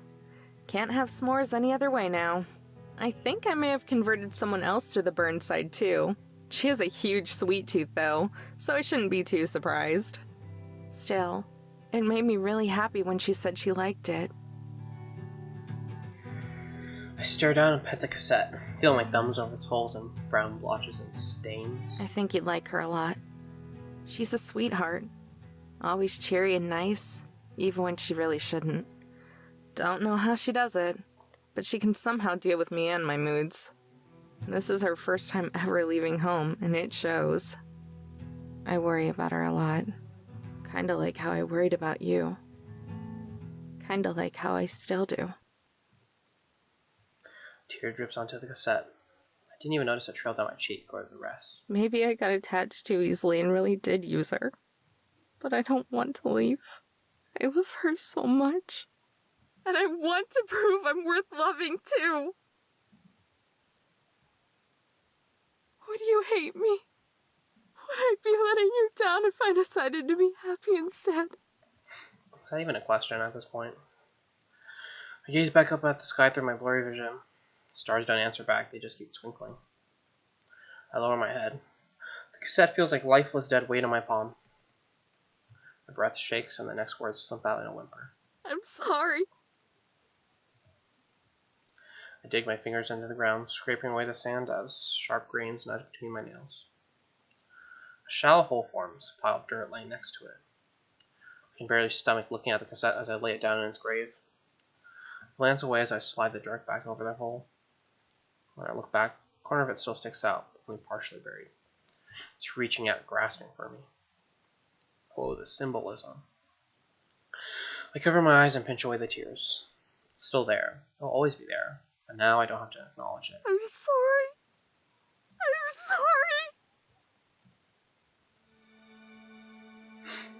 sorry. Ooh, cassette symbolism.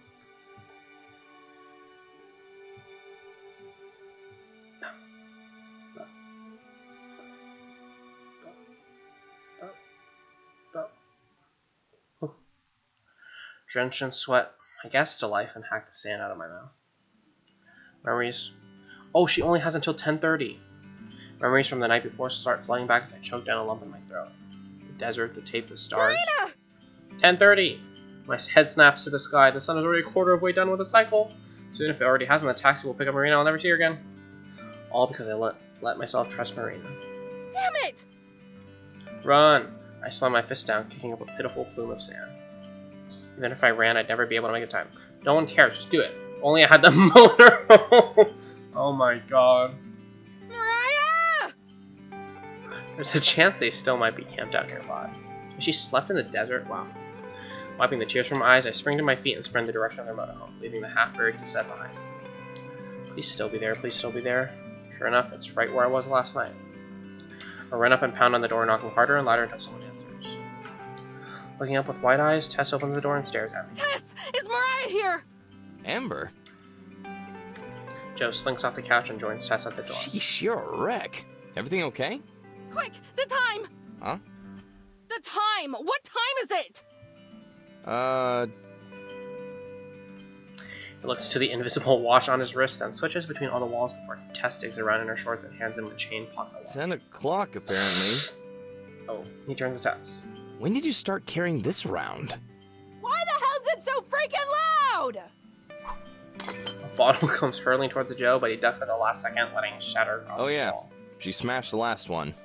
15 minutes. There's still time. Whoa, slow down a sec. Time for what? I know this is short notice, but I need a ride. A ride? Now? I said shut the hell up! Another bottle comes flying towards him, but this time Tess hops and snatches it out of the air. He looks across the room, then back to me. Now's probably not the best time. Sis's hangovers are lethal. No! We need to leave now! Do you not remember what I said I'd do with the jumper cables the next time you... Nursing her forehead and lifting up another bottle, Mariah stomps over, only to freeze once she sees me. Mariah, I need a ride. Please. You were right. I made a big mistake, and if I'm not back at our hotel in 15, I'll never see Marina again. Stealing everything from Mariah, but now you need a favor from her. The karmic justice. The motorhome falls silent. All is on Mariah. Her face is blank, unreadable compared to all the crazy-looking scowls she usually wears. Finally, she speaks. All right, let her in. I'm really sorry, but you know how she... Wait. For real? Mariah closes. Him saying she has a person inside of her was foreshadowing. Mariah closes her eyes and takes a deep, long breath. Before I change my mind... Joe and Tess shoot each other surprised glances, then shrug. Well, what do you know? Miracles actually do happen. Do it, go, go, The go. desert heat has thawed her icy heart. You should watch the first hour or later. It's pretty important. Yeah, just shut up and get ready. I hop in the other two scurry. It somehow reminds me of those like MS Paint openings where they just like click on it and just drag it across the screen as animation. The other two scurry around and batten down the hatches, strapping shut all the cupboards and shelves. This is like a mission.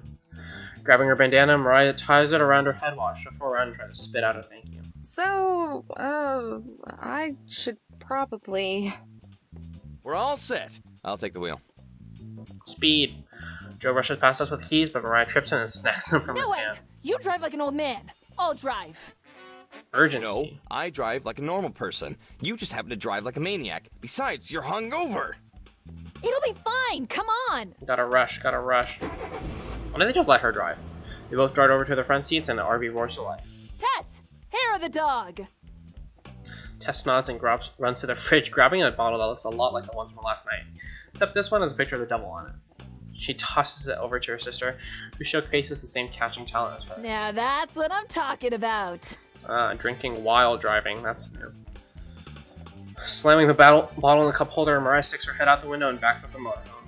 Joe shakes his head, replacing the devil's brew with a nearby water bottle while she's on. You're going to need to hang on tight, by the way. I mean, hey, we need to go. Why? We're speeding. My question is immediately answered as I'm flung against the couch. As this small frame crashes into me. It doesn't hurt as much if you relax your muscles. The RV speeds forward. The license plate wind chime dings in chaotic disunion as the bottles and cans roll across the floor, playing together whenever they meet. Saxophone. Even the table is seesawing back and forth. I look out the window. Mariah flies onto the road, cutting off an entire lane of cars. The RV hits the ground and bounces. I managed to keep my head from bashing the cot above me, but Tess lets herself get tossed around, rolling across the floor with the trash. Oh my god, Tess, no. So where exactly am I going? The hotel downtown. You'd have to be stupid to miss it. Remember who you're talking to here. Hotel? You didn't spend any of my treasure on that, did you? I spin a nugget. Mariah glares back at me, oblivious to everything on the other side of the windshield. I might have used a nugget to bribe the manager. Dude, a whole nugget? What? I'll kill you! How much was that nugget worth? Save the cat fight for later. There are more important things to focus on right now, like the road! The road will always be there, Joe. My treasure won't. We just test wobble back Treasure and forth. or our lives? I think everyone here already knows the answer to that one. The road will always be there. Treasure? I had Tess do the math. The treasure's worth more than any of you. Watch out! A big rig comes speeding towards us, blasting a deafening horn. At the last second, Mariah swerves back into her lane as the truck barrels past us. The motorhome hits a bump and bounces up again. Unprepared, poor Joe's head hits the ceiling, knocking the light from his eyes. I spin hard enough again, you can see his soul drifting away from his body. Sis, I think Joey's dead. About damn time! He was getting annoying. Oh my god. Tess salutes her fallen comrade. It's always the sane ones who die first. We zoom past the town's welcoming center. It's not far at all now. Tess, what time is it? 10:12. I grit my teeth and glare out the window. Please still be there. Downtown comes into view as a strip of familiar stores and restaurants start forming. Mariah races down the street, ignoring all traffic lights and pedestrians as people leap out of the way and cars break into other We're lanes. almost there. Get ready. There's no way someone's not going to call the police and just like get them so fucked. Maybe people don't care, you know, whatever. The hotel looms just up ahead. Through the windshield, I can see Marina holding onto a small suitcase as she prepares to step into the cab. Oh god. I leap to the door and swing it open, wind rushing through my hair. The motorhome is slowing down, but I don't The care. hell are you doing? Oh my god, she's gonna like tumble out. I launch myself onto the street, tumbling across the burning concrete as the road tears against my skin. Immediately, I spring back up and dart towards Marina. Mariah screeches to a halt in the middle of the street, blocking anyone from driving through. The three of them hop out, Joe clutching his head as he stumbles out the door. This is so illegal. Amber? Before she can get another word, I grab her by the waist and throw my lips against hers. She pulls herself away and glares at me through her puffy red eyes. I plant my hands on her shoulders and steady myself as tears stream down my face. I'm sorry. I'm so sorry. Marina freezes, then she slowly softens from a glare to a strain. I catch a lump building in her throat too. I thought you weren't coming back. I know. I was such a bitch. I didn't mean any of it. I love you so much. I just didn't want to hurt you. What? How could you ever hurt me? I was scared. The tears don't stop. The crying gets louder. I was afraid I was using you because I didn't have grips anymore. I lost my family. I always wanted to help you, but I think I might be the one who really needs help. Wow, I feel like she thinks the exact same thing about herself. Marina can't hold it back any longer. Oh shit. I need to do that. Starts bawling in my arms, hugging me as tight as she possibly can.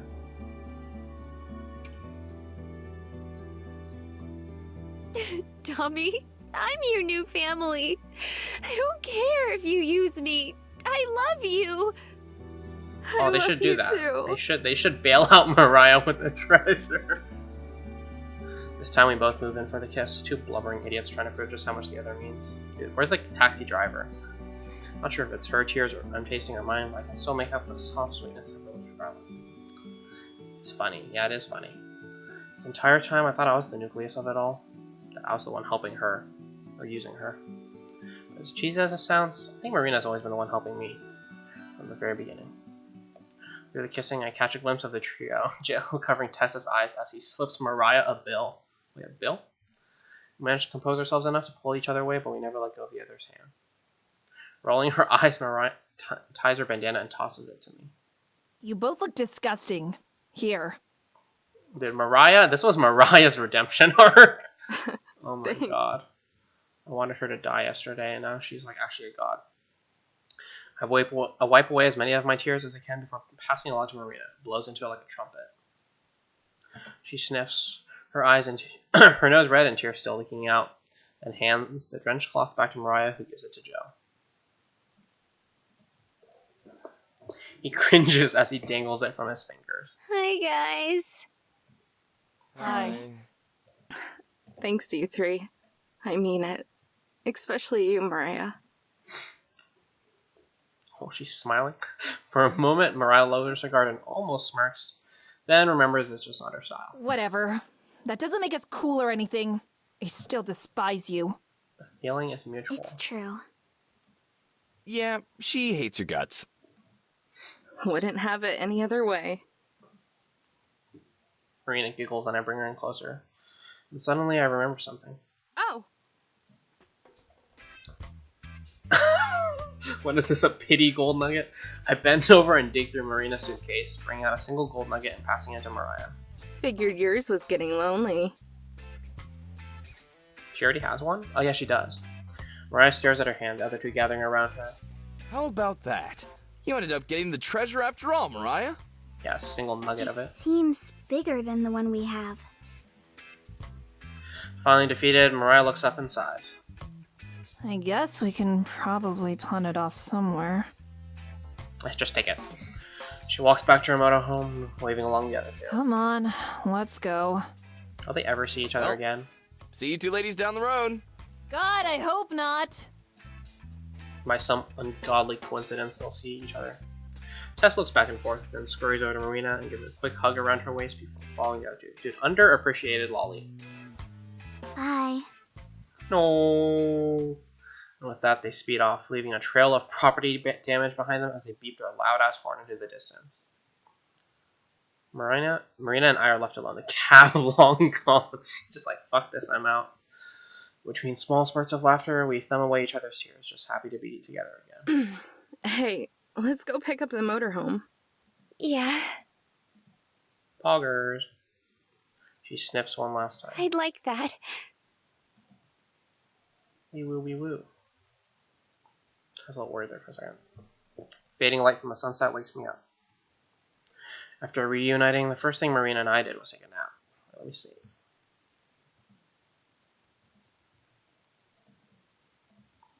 We slept in the same bed, both of us too tired to do anything more than gaze in each other's eyes as we drifted off.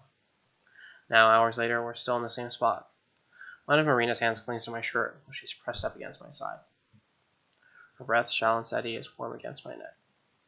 I feel like I could stay here all day, or for a week, a year, whatever. Just enjoying this closeness. Marina sighs in her sleep, shifting a little but not moving too far away. I watch her, a small smile dancing on my lips. No way we're going to be able to sleep tonight after taking naps this late. We can probably head out and get to the festival site a bit early. Beat the lines to get in and maybe end up closer to the stage. They have to pay. I'll see how she feels when she gets up. Gently, I extract myself from her grip and climb out of bed. To kill some time, I wander to the back to take stock of our supplies. We're running low on bottled water and can use some more snacks. The healthy kind, not the Marina selected tooth-rotting kind. Also, we need to stop by a laundromat sometime, too. Hell, we should probably go to a clothing store and pick up a few more changes of clothes for Marina. Since we're going to be sticking together and all. Pog? That thought makes me smile. So happy that I couldn't stop even if I wanted to. Well, I mean, this girl has like literally zero familial obligations, so she can basically do whatever she wants. I don't have to be lonely anymore. I can make these plans for two. When I walk back by the bed, still being careful not to disturb Marina, I notice something weird. It's gotten brighter outside. No way. It dawns on me quite literally. We didn't just sleep through the day. We slept all the way through the night and into the next morning. Marina! I shout her name as I lunge across the bed to shake her shoulder. Oh, are they like going to be late now? Despite my frenzy, she opens her eyes lazily. Amber? What's wrong? We slept way too late. We've got to get going fast. The festival's starting in just a few What? hours. It's the same day? Marina pats my head like I'm a naive Amber, kid. it's okay. It's not until tomorrow. It is tomorrow. We slept all night. Now her eyes get a bit bigger. Right on time, the sunlight falls across her face. Huh? Yeah, I move back, letting her sit up. we've gotta go, or we'll be standing in line all day. She smooshes her fist into her eyes and rolls out of bed. I'm up. Can you make some coffee, please? No prob. Gonna get ready. I nod. Marina zombie shuffles off to the bathroom to brush her teeth and fix her hair. I set about preparing. Soon, the warm smell of brewing coffee fills the air, as does the sound of running water. Both Marina and the coffee finish around the same time. Marina skips over to where I am and leans into my shoulder while I wrap an arm around me. Sorry, I shouldn't hold us up, huh? Nah, this is okay. Just for a moment. Then I pull away and grab a pair of mugs, passing one to Marina. I fill mine up with steaming black coffee, then hand her the creamer and sugar. Marina shakes her head. I'll try it how you drink it. Eyebrows raised, I pour her a cup. You sure? It's a super acquired taste. Not really. Marina takes a sip and scrunches up her face in disgust. It's good. Right. Uh-huh. No, really? She chokes on her next sip. You don't have to drink it black just because I do, you know? You said it's an acquired taste, though, right? So I want to acquire that taste. Sure. Right. By the time I finish my first cup, she's only had a quarter of hers. She gets halfway through before she gives up and dumps in some sugar. I'll acquire it later. Of course. I mean, you're a bit too old to acquire things at this point. While she preps her coffee, I go over to the cabinet where we stash the gold. Aside from those, there's one other small, brightly decorated box. I take it out and set it on the counter. Marina instantly hops over. Ooh, what's that? Inside are 2 wristbands made of soft fabric. There are entrance passes to the festival. I pass one to Marina. Hers. Oh. Hers. Gramps'. The tenderness with which she takes it reminds me of when she first held the gold. Like if it fell, it would break. Make sure you don't lose it, or you'll have to wait in the RV while I go watch. You wouldn't. I mean, I think about it for a second. Then I answer her truthfully. Okay, you're right. But still. Just give the wristband to some stranger, I guess. There's a little tag that hangs off the wristband, and Marina pulls the tie in it. Then she leans over and kisses my cheek. I won't. But still. Alright. I slide my own tie in as well, putting the box back in its safe spot. There's a lump in my throat, over how it was always supposed to be Gramps and me who went. Marina touches my hand and she smiles. I smile back. This is just as good, though. I swallow my sadness before I can take over and lead the way up to the front of the RV. You ready? Hell yeah! Let's get this show on the road then. Go, go, go. The motorhome grumbles as I turn the key, but the engine catches. I wait a second to see if it's going to die, but it doesn't. Though the whole thing shakes a little more than I'm used to. Slowly, I navigate out of the parking lot and back onto the main streets. Maybe early, but there are lots of people out and about. Traffic is thick, with a lot of the people probably going to Coachella. See, this is why I wanted to leave early. It's normally only a half-hour drive, but this is crazy. Think we're all going to the same place? Maybe. At least a few. Marina laughs. What? I just think it's kind of funny that this has happened the whole time, with the treasure and stuff. That's what I was gonna say. Everywhere we go, it's like traffic jam after traffic jam. Yeah, you're right.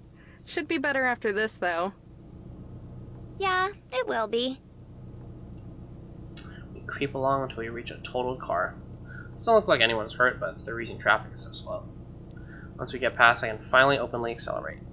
The new and improved engine pulls its weight. Everything is much smoother and quieter. Well, it's actually improved. Soon the city of Indio comes into view. Super close to the California-Arizona border, Coachella is held just a few miles east of town. As we get closer and closer, our anticipation builds.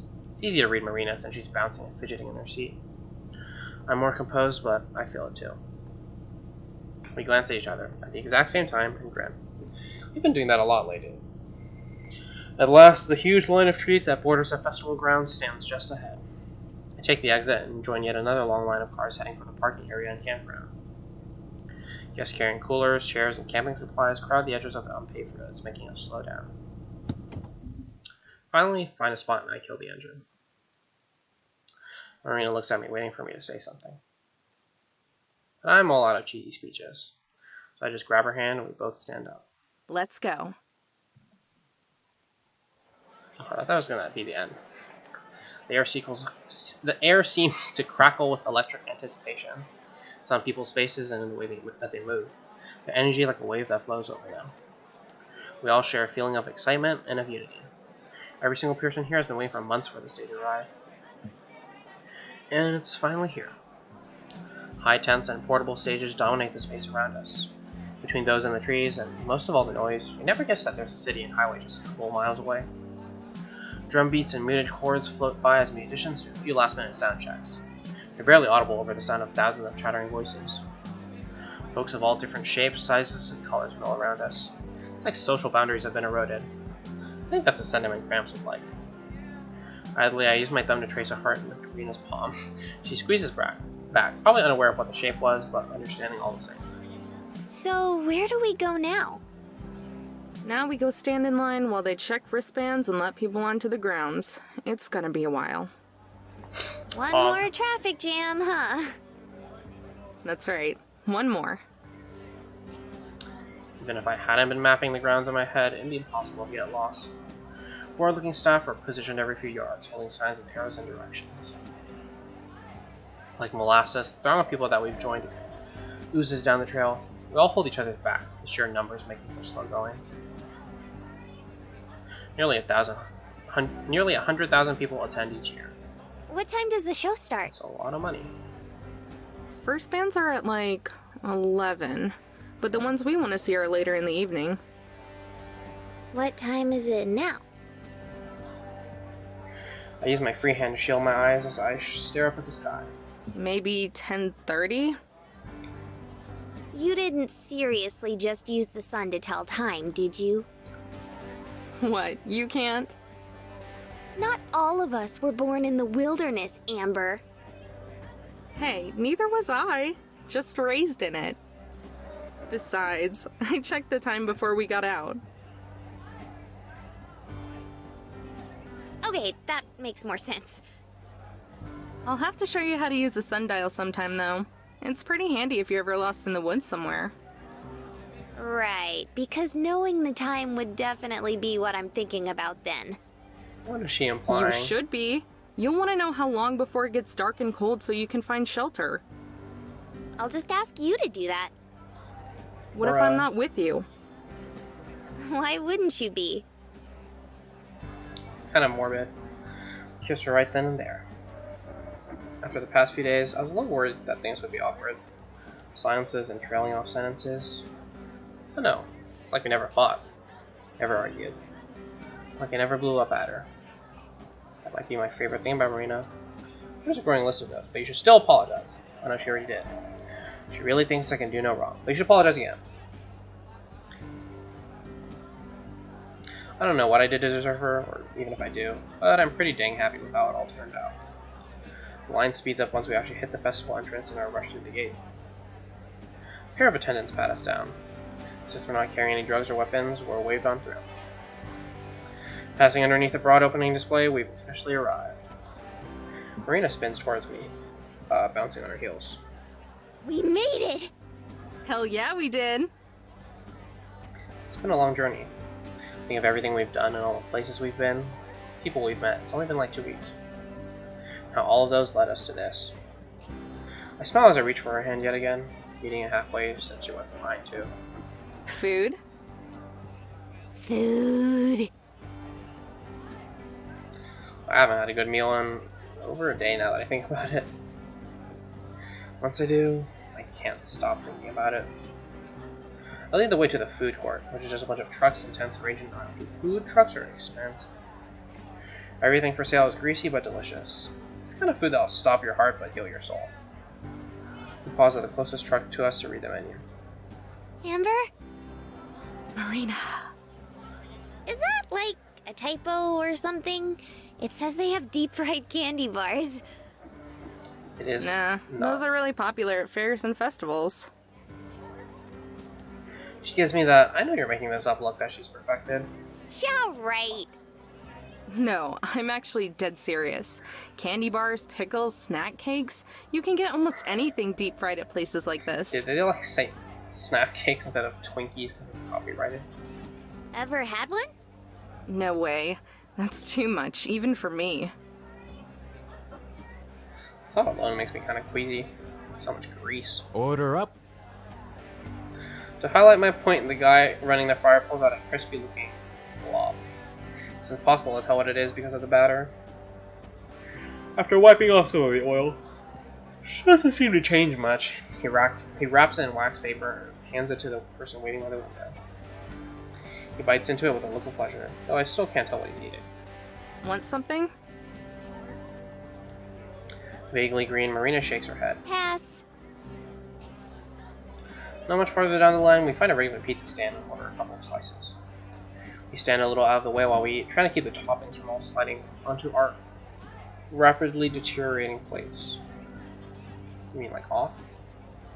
When we're done, I drag a napkin across my face. It comes away orange with grease. Missed a spot. She leans over and wipes a dry spot above my upper lip. Wipes dry a spot above my upper lip, then kisses me. Wait. Show me where again? This time she doesn't dab before leaning in to kiss me. I can taste the pizza on her breath. Or maybe it's mine, probably yours. When we part again, we're both smiling. You should check the sun.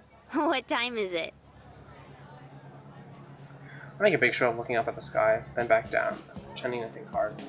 I'd say it's time for us to get a watch. Ha ha ha. That is so literally funny. a joke that my dad makes. His dad probably said it, and it was probably old then. No, just no. Ouch, tough crowd. I'm hurt. Really, though, it's probably a little bit past noon. Wanna go check out some of the other bands? Really, though, it's probably a little bit past noon. We've still got a long time.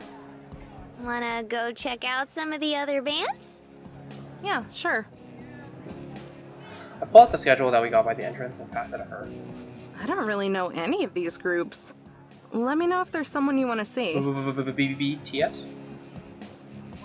Marina skims over the list of names before she squeals.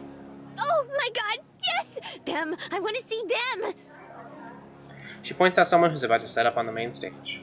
Alright, that should be this way. Please tell me who? Literally bouncing with excitement, I lead her to the crowds. What kind of music are they? I have to shout now because the music is much louder over here. Marina presses close to me to respond. They're rappers. 2 of them. Their new album got super popular. And they're even doing this version of it where all of the instruments are cats. You know, I can respect the last sentence. Right. I'm not really into rap, but whatever. It's not like we've got anywhere else to be yet. I'm pretty sure Marina still isn't super into weird old people jam bands. We get to the stage right as the set ends. Because there are a lot of people leaving, it's a bit like swimming upstream. But we managed to make it close to the stage. How are you liking it so far? Which part? All of it. It's kinda crazy, but it's fun. I like seeing all the different people. Yeah, you get all types. Bass booms from a speaker close to us. It's just playing a pre-recorded melody, but Marina sings along to a few of the songs. A little while later, the 2 rappers come out on stage and everyone cheers. I turn around, surprised at how big the crowd's gone again. When I look back at Marina, she's not paying any attention to me, just grinning up at the stage. 40 minutes later, the pair leaves the stage to thunderous applause and cheers. Even I clapped for them. They were pretty good. Because of the cats. How'd you like it? They were so good. So good. Whoa. If I'd known they were playing today, I'd have been even more excited for this. They're one of my favorite bands in the world. I did not Did you know. just not look at the lineup or something? I guess not. I kinda thought all of the bands would be like what you listen to. Bro, where's the K-pop? I burst out laughing. I don't think they could sell out a festival like that. Not to this many people, at least. But it's fine. I like getting to hear new stuff, too. how we spend the next few hours, going from stage to stage to watch bands I'd never even heard of. Sometimes they're groups Marina likes, and sometimes they just have a weird name. Around the time the sun starts to go down, we head back to the E stage where we'll see our last show of the day. Marina's in the lead this time. We've gone between the stages so many times that we have a good feel for how to get around. How many days did she die? Find a spot on a little grassy slope and sit down. Are you sure? Won't it be hard to see? Nah, we've got a good view from here. And it seems like it'll be a small crowd. It's gonna play the song of the tape. Of course, small still means thousands of people here. It's just small compared to some of the other acts. Marina bumps my shoulder. Excited? Bit of an understatement. Up on stage, there are banners and a giant cloth backdrop that hang from the bar. They're decorated with a familiar black logo that I can draw in my sleep. The breeze causes it to shake and sway like it's excited as I am. We're pretty severe outliers when it comes to the average age of this crowd. The rows of people in front of us are represented by a smattering of bald spots and bandanas. I'm about to make a joke of it to Marina when the band comes on stage and any words are lost in the deafening roar of applause.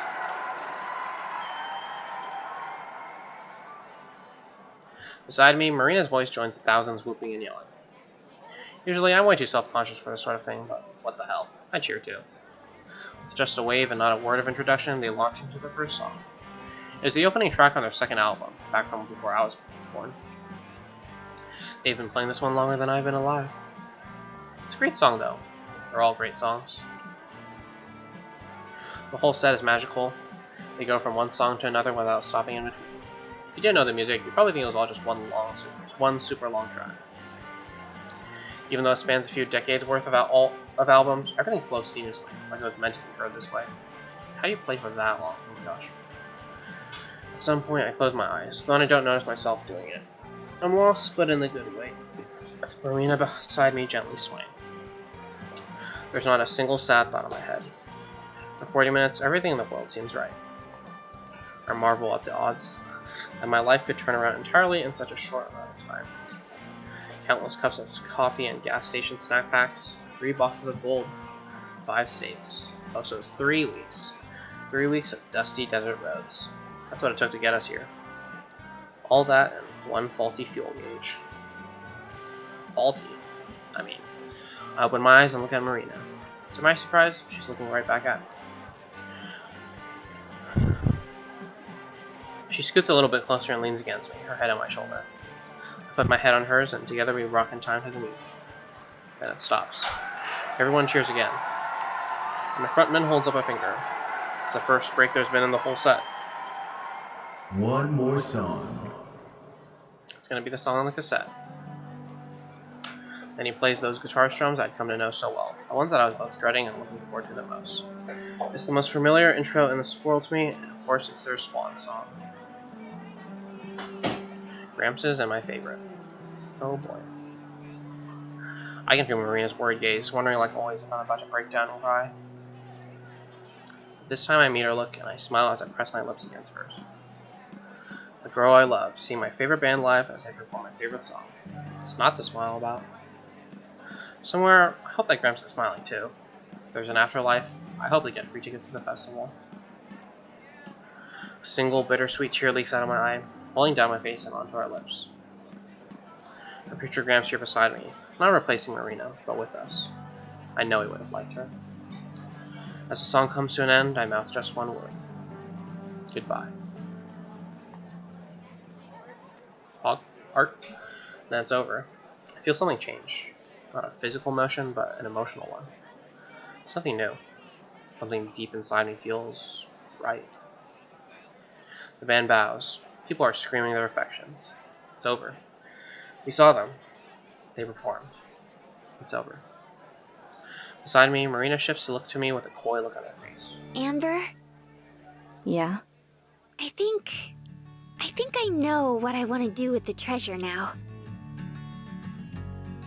We both lean in, for once knowing exactly what the other one was thinking. I think I do too. You want to tell me? So where to next? Oh, travel. It's It's over. Protect me from the mountain beast that haunts Sierra. Peepo Jam. Tall trees, dead leaves, sticks and stones, and God, please show me how to fight with might and tell me when to run. Strangers, dangers, lightsaber wielding rangers, smile when The voice actors were pretty good this game. Last one is Pistorius. Help me keep my sanity when I've been on my own. Tess Pistorius. My cry unto the Holy Land, no, keep me dry. I didn't really realize she was a redhead. I mean, they said it multiple times, but like half the time her hair looks yellow.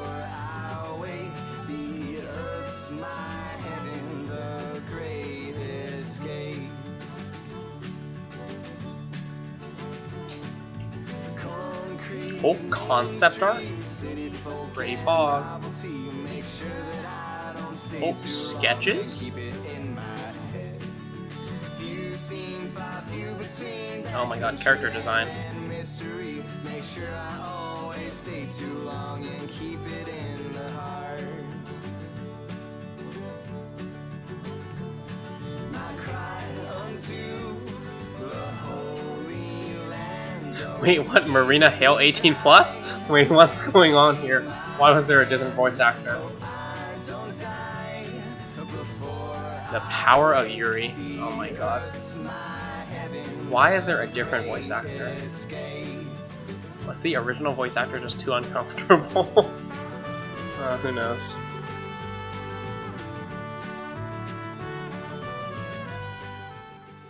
It's a good thing we were able to get tickets from that scalper. I was almost worried. Scalper. Oh yeah, they came. All that glitters is not gold. Except the gold. The gold always glitters. That yellow gold sunflower dress, those color sunsets. You know, I've been hearing talk about a government caravan that disappeared somewhere in Texas. Was apparently transporting a ton of cash. It's the weirdest thing, though. No one can seem to find it. What? Like, and you're only telling me this now? You really are a slacker, aren't you? don't you have to like return that money? Come on, bozos. We've got some serious work to do. Every second counts. Is that serious? What's a government caravan? Alpine, family, friends, and good times. Remind me why I'm doing what I'm doing. Amen.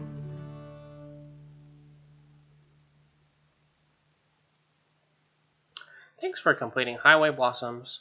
If you want to read through Amber and Marina's story again, you now have the option to turn on goofball mode for a crazier take on the story. If you ever want to change this, goofball mode now appears as an option in the preferences in the newly unlocked extras menu. What does that even mean? Read it? I might just like read it on my own time, I guess. Extras. Guest star? Ooh. Bog. Why is it like Danganronpa? Oh, Deviant Art. Anonymous 701. H to hide. Oh, Pog. Choco Jacks. Twitter, Tumblr. Pepe Laugh. Whoa. Dexter, Twitter, and Facebook. Easy World 2. Yora. Genius. Butterflies. Chromico. Beach episode. Magnifique. Steph. Triple Distress. This has some interesting vibes. I don't even know what it is. Is that Golden Gate? I don't know. Ooh. Mirror Moose. Oh, that's it. What else? CG Gallery? It's all the scenes! That's Pog. Is that really it? CG? If I turn on slideshow. Nothing is happening. I don't know what that means. What is CG Gallery? Oh shit. just happened? Whoa. It's animated. What the fuck? Yeah, I need to turn off slideshow. I think that's fucking me up. Guess they didn't think I could go through art so quickly. Pepe hands. Oh my god, it's the fucking street artist. Pog. That was the first time. Oh, what? I don't feel like I've seen this before. Maybe I wasn't paying attention. I didn't realize they actually showed the gold. Dude, this is a nice shot. This sounds pretty good too. PeepoSad. What's the next? Credits? Whoa. Wow, they fit all of it here? Oh no, there's more pages. Pretty cool. Goofball mode. What just happened? Why did the font change? High speed flower bloom. I've never seen this before, but I'm not gonna play that this time. Well, I guess that's the end. Oh, they get big fight for the final climactic conflict, and then they make up, and we move on from things. And it's canon. And hey, let me tell you, there's gonna be a sequel to this game. Also, there's DLC. I don't know if I can. I think. Yeah, there's DLC. I need to download the DLC. Probably stream the DLC then. But there's also a sequel, I think. Unless I confuse the DLC with the sequel. But anyways, that was pretty pog. Oh my god, I haven't played a visual novel in like so long. But that was pretty good. I could recommend it to people. It's got some good things to learn, some good feel. Oh my god, it's a fucking JoJo's reference! Oh my god. Wait a second. What's going on here? Start skipped. It's not part of the goofball mode, is it? That's like... So there's already goofball mode, and then there's freaking... Dwang. Oh my god. This gets better and better. Anyways, pretty decent. I'm starting to think now though that maybe streaming games take something out of it. I guess it depends on the game. Like maybe visual novels are better off done yourself. I don't know. Just so you can like be alone with your thoughts. Not be like embarrassed or anything. Cause like I'm gonna be honest, if I really got a kick out of anything, like I didn't feel like I ever got a kick out of anything. I don't know, like they didn't feel, in my heart I didn't feel like they're particularly shippable, even though like I don't really see the problem. Yeah, so maybe in the future for like this sort of stuff I won't stream it. But I mean, I'm already in it, so I don't know. But other games are pretty good. Like Zero Escape. Anyways, I guess that's it. I don't know why I'm sweating so much, but I can solidly recommend this to people. Pretty poggers. Writing was decent, a little bit much at times, but I mean, maybe that's just me being a pussy. I mostly like these last 2 hours. I think these last 2 hours were the best part, because like the premise of it, it's not weak, but the way it happened was kind of slightly Resident Sleeper. But like, yeah, these last 2 hours with a focus on the relationship were pretty good. And then Mariah's pep talk was pretty funny, so yeah. Very nice, very nice. And so concludes yet another game of the bundle. But anyways, I guess that's gonna be it from me. Adios.